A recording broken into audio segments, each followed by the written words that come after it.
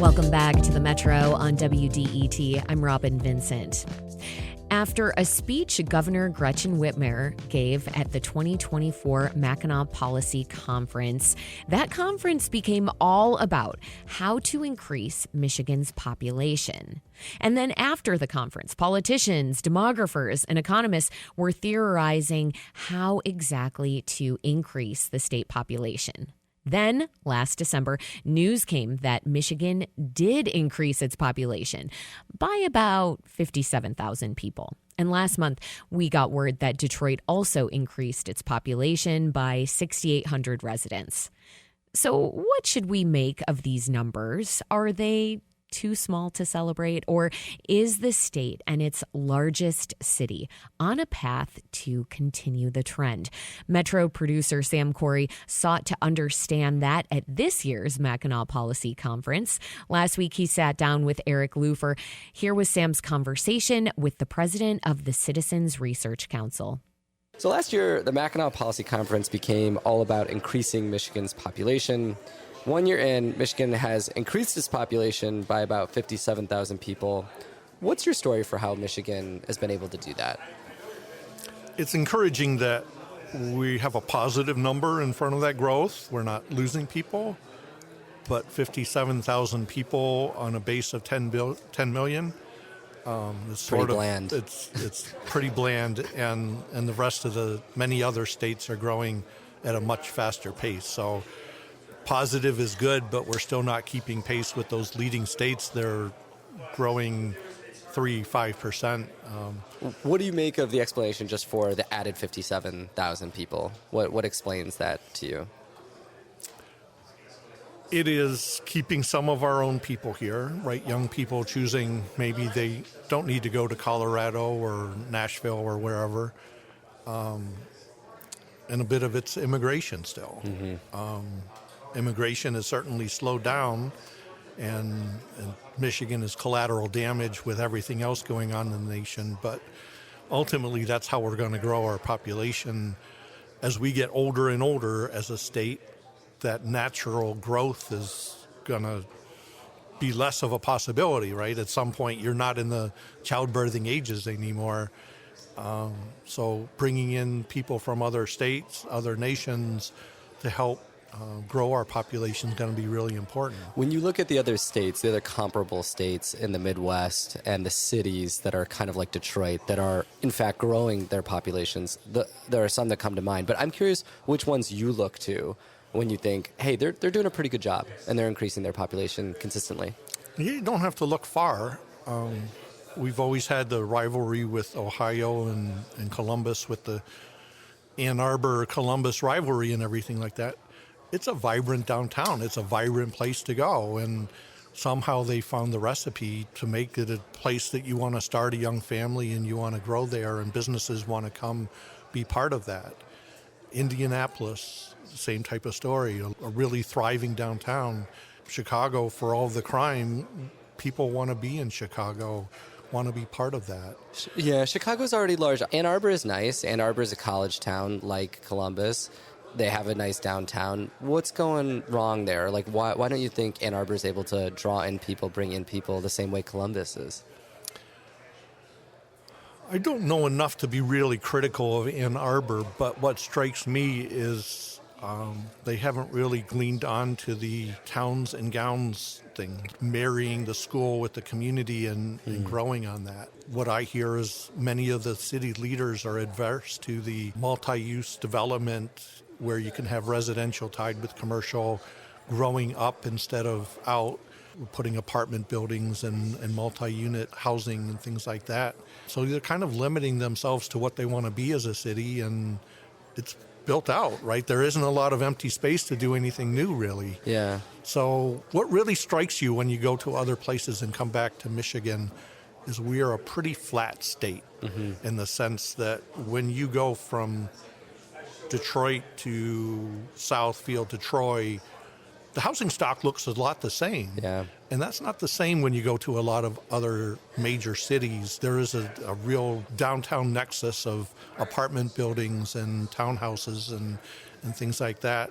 I think that's holding us back in some way. You have to travel to be the downtown. That's interesting. So what I'm hearing you say is that creating multi-use spaces and getting rid of restrictive zoning laws, so allowing for duplexes and triplexes and apartment complexes next to a single-family home is really attractive to people. People want this.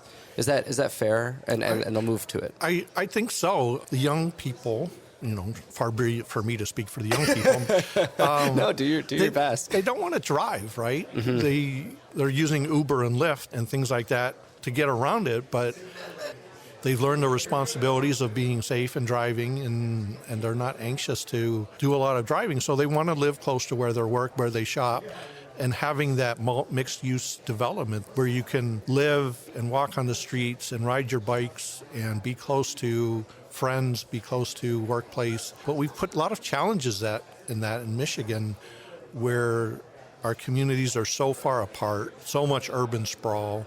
And when you think about, downtown Detroit, downtown Ann Arbor, there is opportunities, but just when you compare that to other cities, we're lacking on that. Do they need to be more connected to their residential areas? Like if you were to change local ordinances or state policy, what would be the thing that you would do to change the landscape in some of these cities?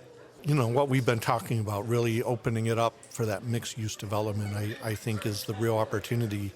How you're locating the building, not setback, right? It's a small thing, but you're coming out of the front door into the street. You think about the big box stores.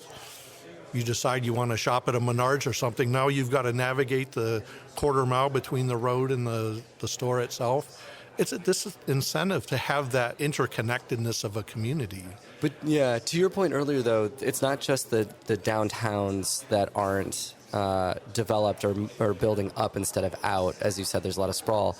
It's also not connected to a lot of residential areas. It's not. So how do we do that? What are the things that you think we should be investing in order to connect downtowns to residential areas so people can still live in residential areas, which I think is what they want, and have more density in other areas? Yeah. It's walkable streets. It's pathways, walking paths, bike paths. It's taking advantage of the rail lines that have been abandoned, opportunities to repurpose those, connect communities. But a lot of it, it feels a bit of putting the horse back in the barn, right? Mm-hmm. It's just, this is the way we've grown and the way we've done it. But when you have the abandonment in some of our cities, I think it creates a real opportunity to not do what we did 50 and 80 years ago, to say, let's take a fresh approach to some of this development. And I'm challenging your question a little bit. Mm-hmm.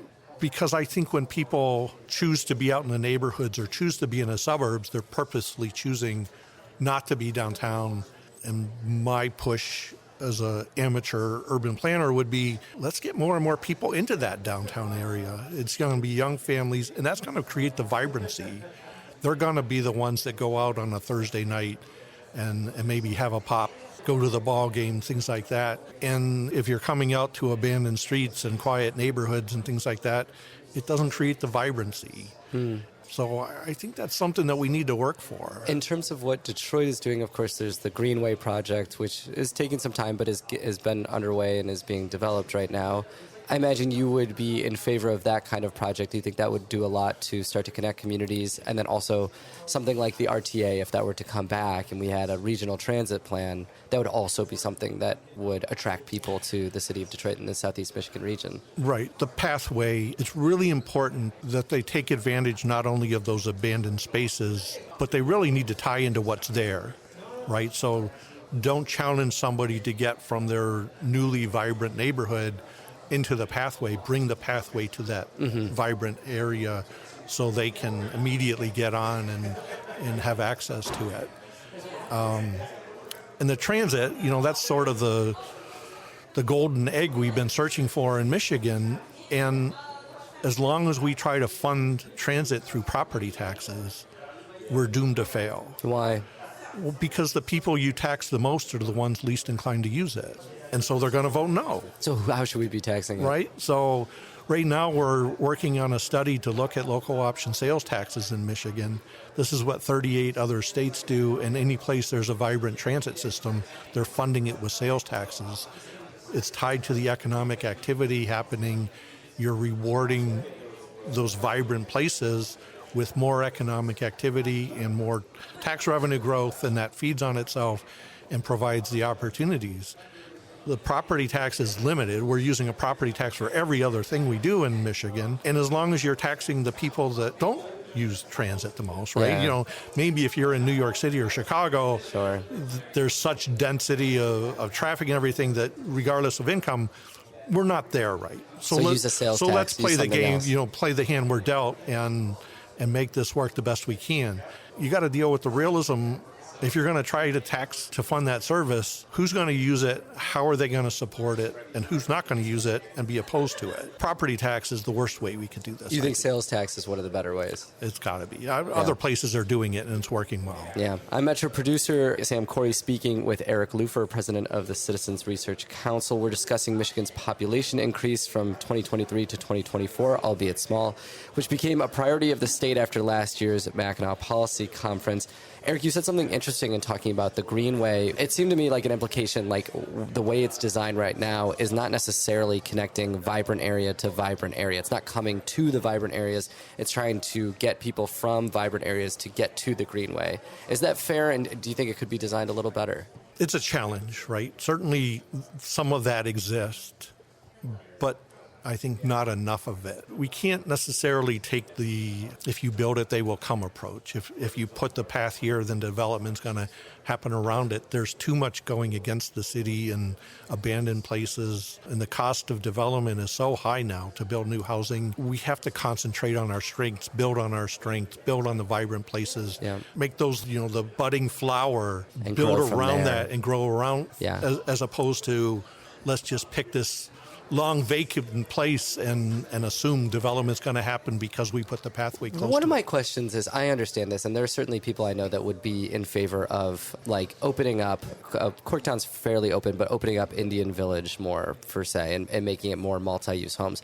But a lot of the people who live there do not want that, right? They like the single-family homes the way they are, and they don't want an apartment complex down the block. I've had the same thought. The reason I want to push you on this is because I've had the same thought, and politically it seems very difficult. The areas that are really enticing to people a lot of times are in part enticing maybe because they're closed or the people who are already there don't want to change them. How do you see us getting around that problem? How would you open up an Indian Village, a Corktown, even more so a Midtown, to, like you're saying, make those booming areas even more booming instead of just trying to create a new booming area whole cloth? This is the golden question.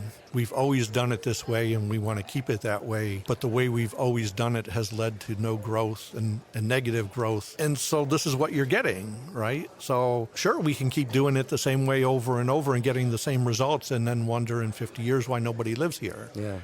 Or we can say doing it the same way isn't going to get us to where we want to be, and it's going to cause some uncomfort. It's easy for me to say as somebody who doesn't live there, but it's not unique to Detroit, right? I'm in Livonia. It's the same sort of dynamic. We don't want that mixed use close by. You're changing the culture of the neighborhood. Yeah. That's something You're like changing that. the aesthetic. Right. Well, okay, but don't complain to me 10, 20, 30 years from now when we are shrinking in population and we're not getting to where we want to be. Who are the political leaders who are pushing for this? Who are the people who are outspoken about changing the way our cities look and making them more interconnected and making them more open to a lot of different multi-use projects? I'm not finding many of those people, right? They're playing to their base that we have to protect communities and things like that. So, they're out there, but we don't have enough of them, and so much of our politics is couched in the partisanship of us and them, and we're not really dealing with the big issues that are holding us back because we think about population growth and things like that. So afraid of taking the hard vote and getting the actions we need to change the game in some way. Do you think there's anything that would change that? You've worked in policy research for a long time now. You understand social science.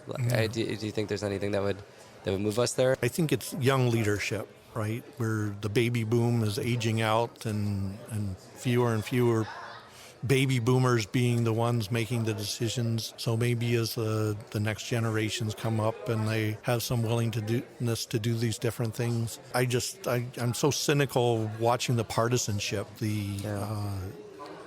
everything couched in the Republican and Democrat talking points and all that. And they're not really dealing with the big issues. You come up with a position and then worry about the issue later. I'm hopeful that the next generations and the future leaders will really say enough is enough. And, we see that in different ways. The voters, not politicians, is an example of that. It's like, it doesn't matter. We've been doing it this way for 50 years.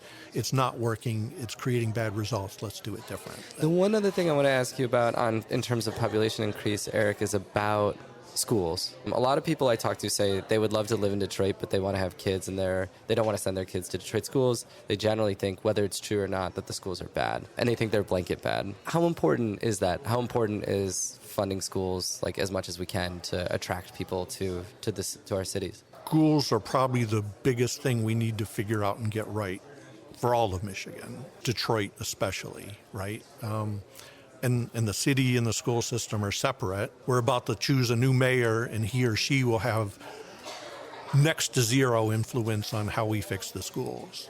I'm not putting it on zero. Because that's run by the superintendent and a school board. Right. But yeah, people are choosing, if you're a young family, you're choosing where to live based on the ability of that school system to give your kid a better life than you had. In some ways, we set the system up to create these sort of challenges where we provide school of choice, and the community or the families that value schools the most are choosing charter schools or choosing their kids to send their kids to the neighborhood, the school districts outside of Detroit, some way like that. And that leaves those that have not valued the most and that are challenged the most, the at-risk students, left there. So the Detroit public school system is trending in the right direction, making real difference. But until you can get that nexus where families are willing to be there and get the education they're hoping for, which involves family involvement, community involvement, and that leads the next family to say, if they're staying, I'm staying, and we're going to create that. But the school choice, it's valuable, right? People shouldn't be confined to a bad school based on the home they choose, but at the same time, it's setting us back. It's sort of a catch-22, I guess. If we just invested a lot in our public schools and didn't have school choice, it would be a lot smoother, is what you're saying. More money is part of the issue, but we're failing statewide regardless of income. We're not getting the results we need, and that's setting us back. Somebody the other day said, pretty soon we're going to be striving to be Mississippi, and it's not a great position to be in the world of education. That was producer Sam Corey speaking with Eric Lupher of the Citizens Research Council.